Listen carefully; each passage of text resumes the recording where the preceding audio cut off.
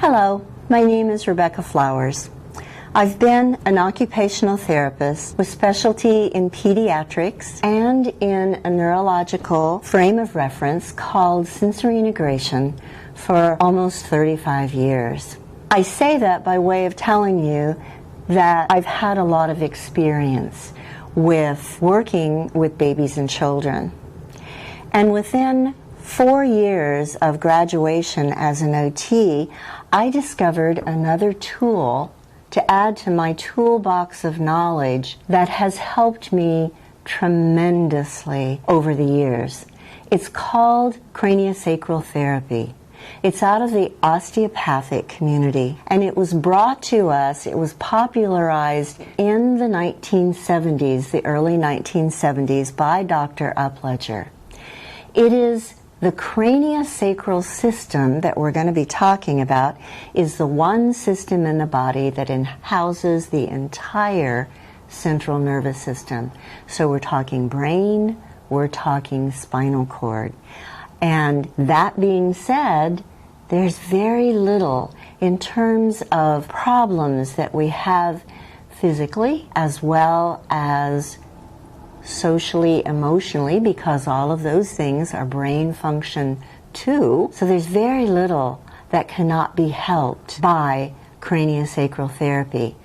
The premise of craniosacral therapy is that if we mobilize the bones, which, by the way, Dr. Upledger with his team of researchers at Michigan State in the 70s proved there is movement that continues through the lifespan of all of the different bones at the sutures. That's what these wiggly, squiggly lines are called. That movement and that system, that membrane system, is continuous all the way down to the tailbone. And it's continuous from the meninges lining the skull through the hole in the base of the skull all the way down. I'd like to talk a minute with you about some issues that may be near and dear to your heart in terms of your own children or children in your family, children of friends of the family. They are specifically sensory processing disorder, autism, attention deficit disorder, and attention deficit with hyperactivity. So in prefacing this, of course, we're going to be looking at how can craniosacral therapy be of help with all of these kinds of issues. And you might be thinking, well, what in the world do they have in common? Common denominator for autism, ADD, and ADHD is sensory processing disorder. I have a postgraduate specialty certification in sensory integration as an occupational therapist, and for many years it's been my passion to neurologically help those children who have challenges fitting into society, fitting into their school setting situation. What is going on? What do we need to do? Well, because we are complex beings, and those of you that know me have heard me say this before, because we're complex beings, we can't put all of our eggs in one basket. So, for example, with autism, we can't put all of our eggs in the ABA basket. That's applied behavioral analysis, for those of you who don't understand it. We have to take a look at, as we do with craniosacral in general, what is the causative factor? And neurologically, from a brain and spinal cord perspective, what can we do to help?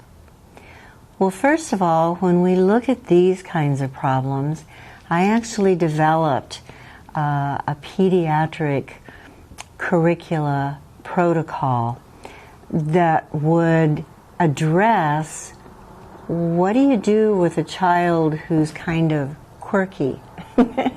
There's actually a book written that says, the title of the book is The Quirky Child. Things are too tight, too hot, too loose, too scratchy. What do we do with those kinds of individuals who, because in craniosacral we use a light touch, manual manipulation, how in the world do we get them to tolerate touch?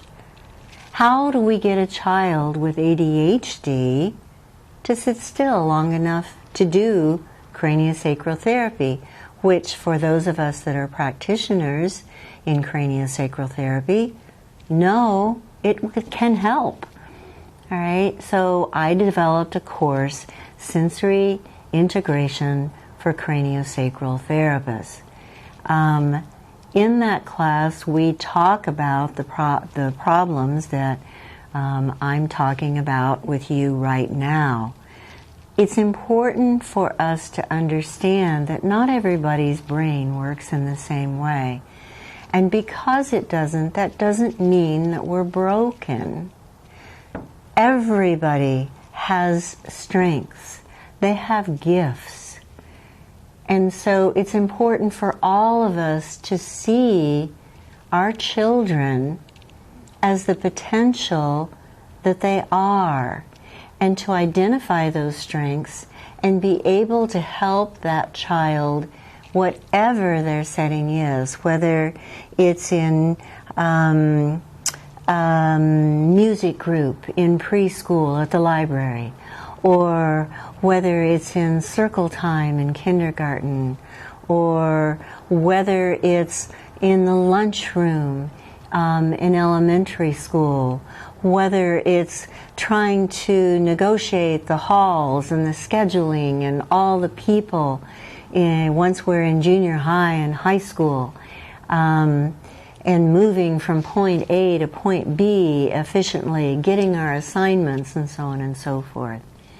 So I'd like to help you understand neurologically what's going on. Sensory processing, and the diagnosis is now sensory processing disorder. In the new diagnostic manuals, it is under the category of autistic spectrum. So I can tell you that I have, and historically have had since I was a child, much better now, sensory processing disorder. I've never had autism. My oldest son is Asperger-ish now. He's brilliant. Very successful sound engineer. He did not manifest growing up with Asperger's, although his father does, but he simply manifested with sensory processing disorder. So over the years, different influences have caused the brain to function differently. All right? So sensory integration is something that is a natural process. It occurs every time the baby flips over and moves around in utero. It occurs every time the baby, once they learn to roll, rolls over and over and over again. It occurs every time we see something, we hear something, we smell something, we taste something, we feel something, whether it's light touch or whether it's pressure. It's occurring within the brain. 80% of the brain is involved with sensory processing, with integrating all of the sensors that come into us every minute of our waking day, and to some extent during our night as well, but not nearly as much. Okay? So sensory integration as a frame of reference for treatment of sensory processing dysfunction came out of the occupational therapy profession. Hence the certification in sensory integration. So that's separate. That's a frame of reference for treatment. We're talking about sensory integration as a normal, natural process of the brain. It occurs naturally, but not every individual is going to be able to do it efficiently and effectively.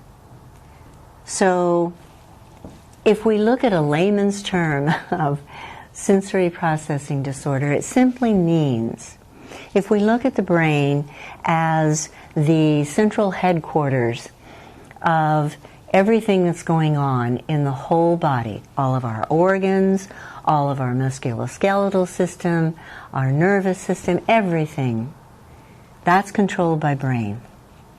If there is a glitch in that processing of sensory information, it can be a glitch from, I have a problem with registering heavy touch pressure, which influences then my ability. I have a problem with knowing where my arm is in space if I can't see it. All right? Or say I have a hearing impairment. Now I'm going to have a sensory processing issue within hearing.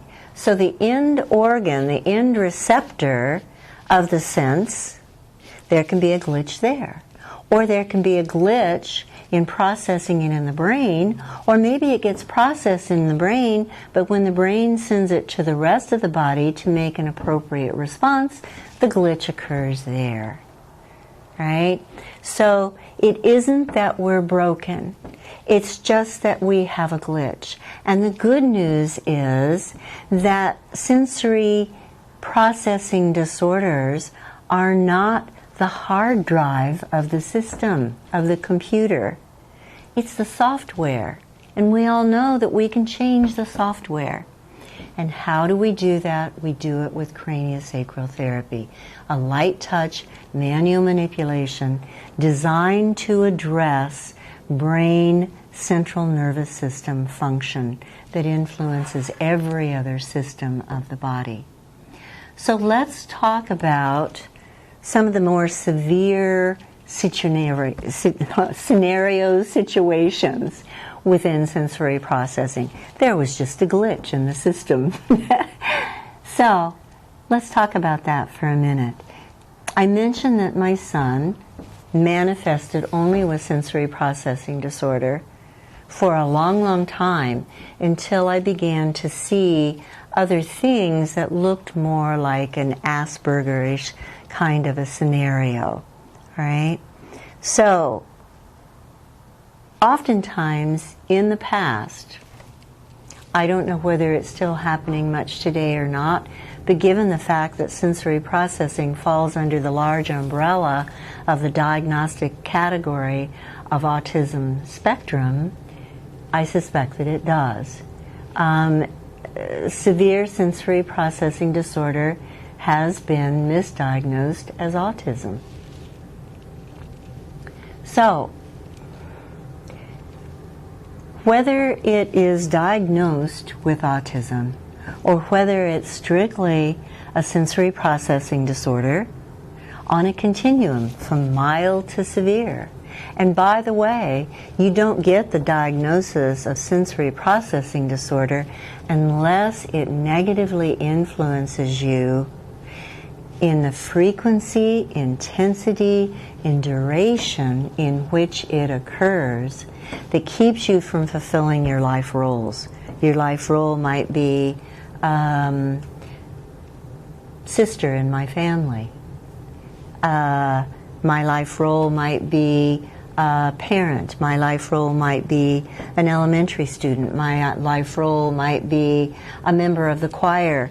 My life role might be an executive functioning, working for a newspaper. You know, any of our what we consider our life roles, what we're engaged in doing at the time. Okay, whether it's homemaker, whether it's mother, whether it's wife, or as a child, whether it's student, whether it's a participant on the sports field, whatever it is. Okay?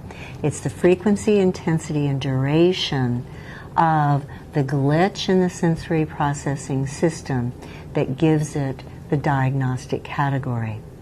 So, looking at the more severe end of that, we're going to look first of all at autism.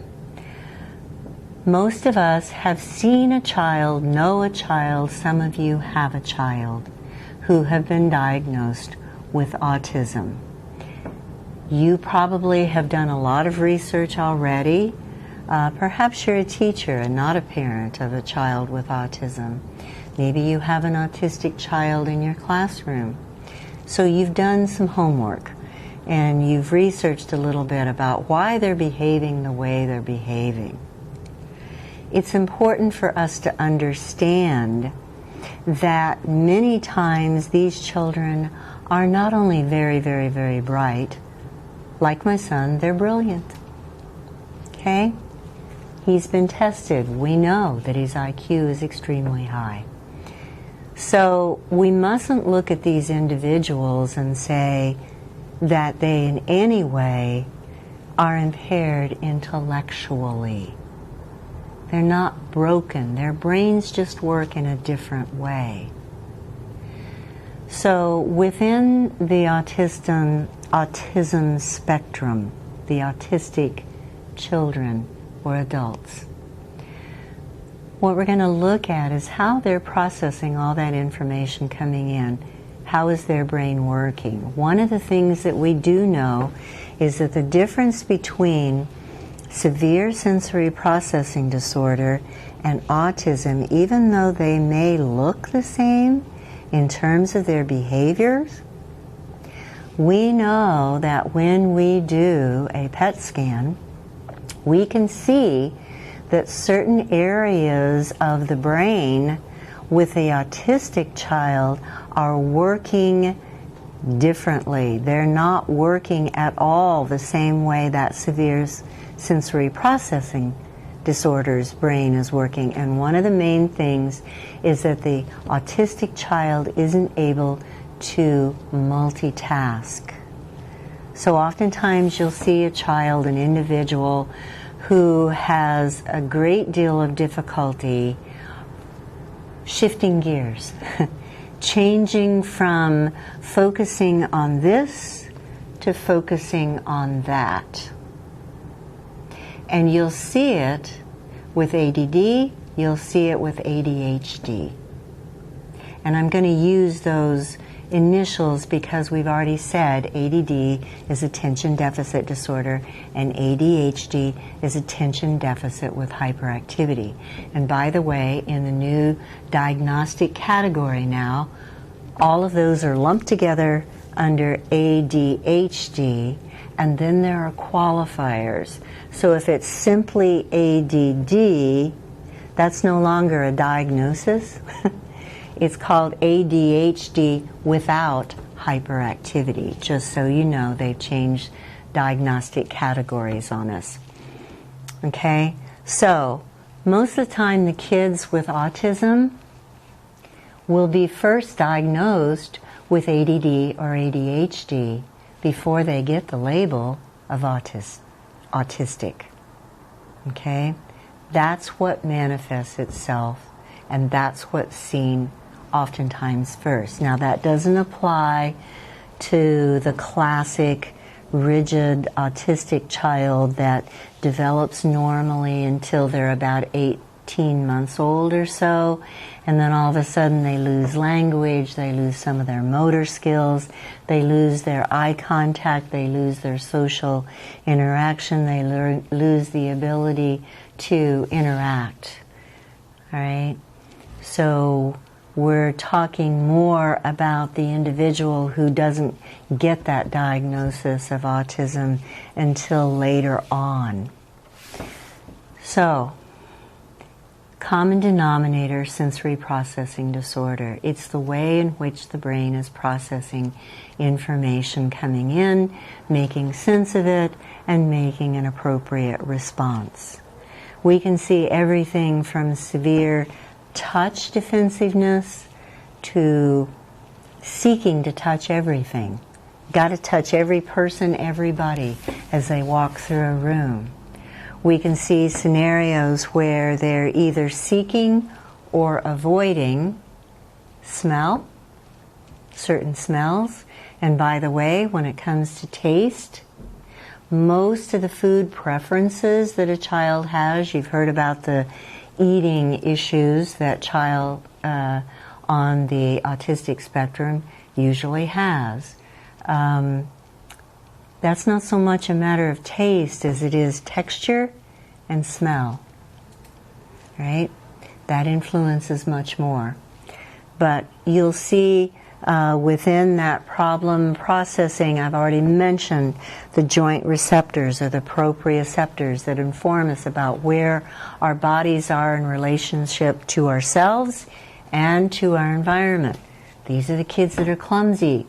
These are the kids that bump into everything. These are kids that are tripping and falling down. These are the kids that play too rough.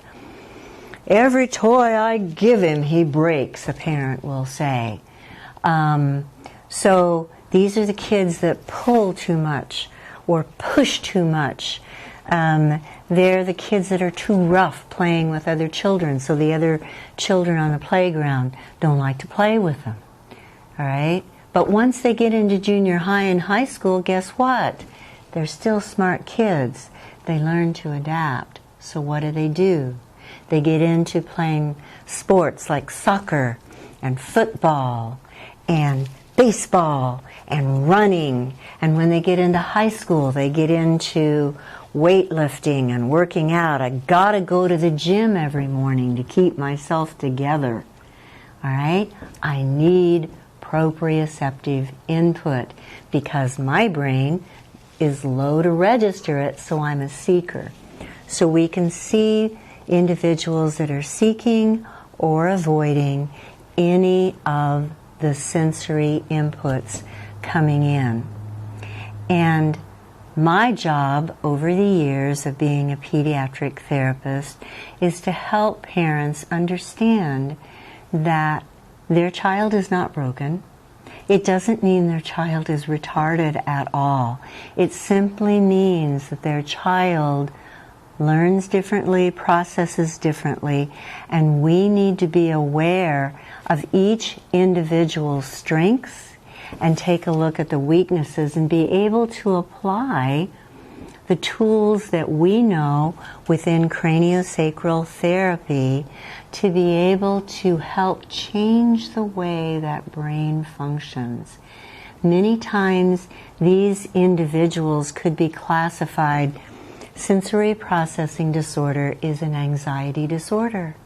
If you can't rely on your senses as you go through life, you are constantly in a state of anxiety. So we need to be able to help them.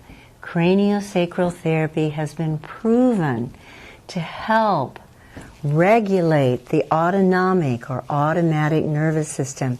If you've been watching any of these other segments that I've done, we've talked a lot about how craniosacral can shift that balance of autonomic so that we're not too much sensory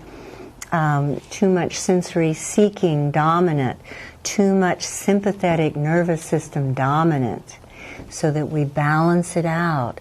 We can be calmer on the inside. That helps us with our focus and our attention. Some of the techniques that we use in craniosacral therapy can be extremely helpful for that.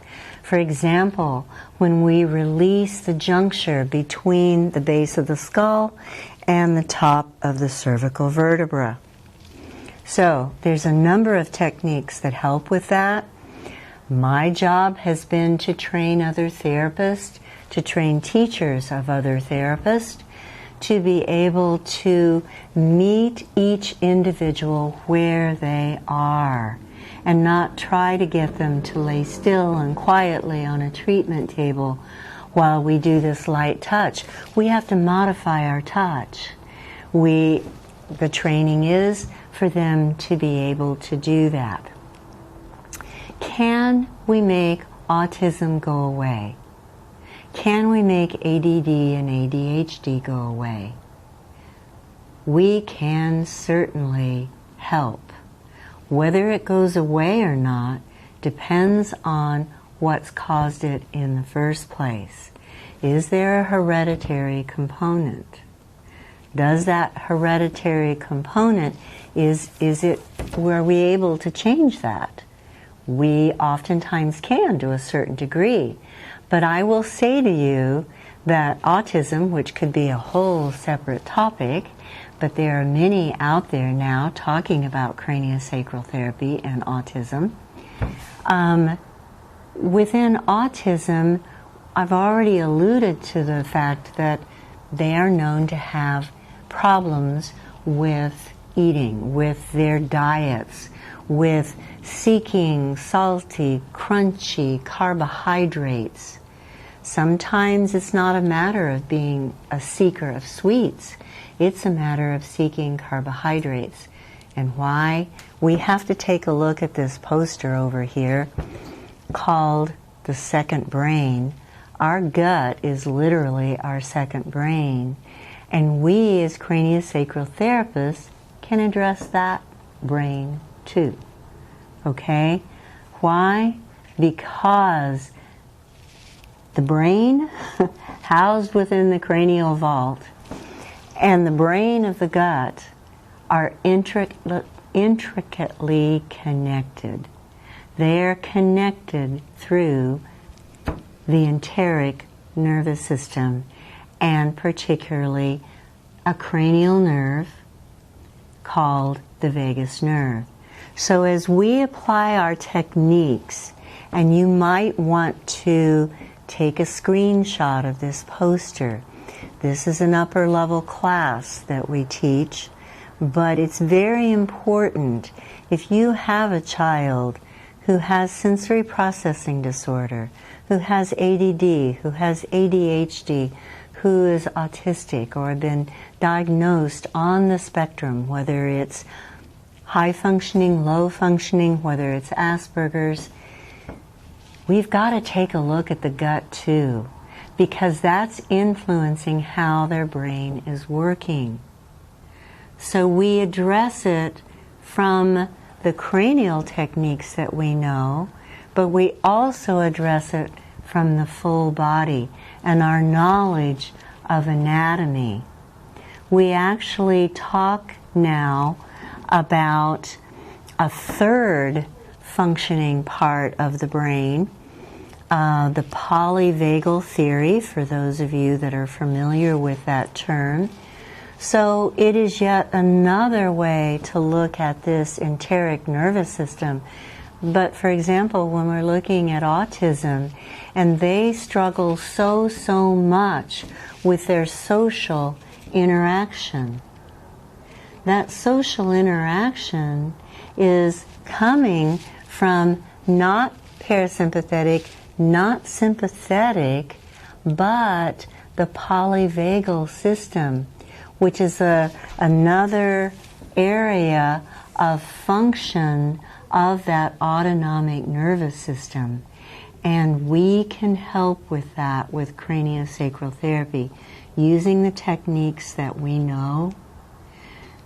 Just so you know, if you have a child with any of these diagnoses, you're going to want to seek out someone who has had some of the upper level training in craniosacral therapy, and preferably the pediatrics curriculum, the obstetrics. It's called conception, pregnancy, labor, and delivery, but it has a lot to do with newborns. and also this particular curriculum, which has specifically to do with what we call the second brain. There is hope for you. There's a lot written out there. It can be very confusing. But I have worked very hard trying to, and so have many others of us who are instructors of craniosacral therapy, to educate practitioners so that they understand we're complex. We need to focus and we need to know how to reach these individuals, meet them where they are, and help their brains and their guts develop more fully so that they can function optimally, so that they can live happy and productive lives, which as parents, that's what we all want for our children. Thank you.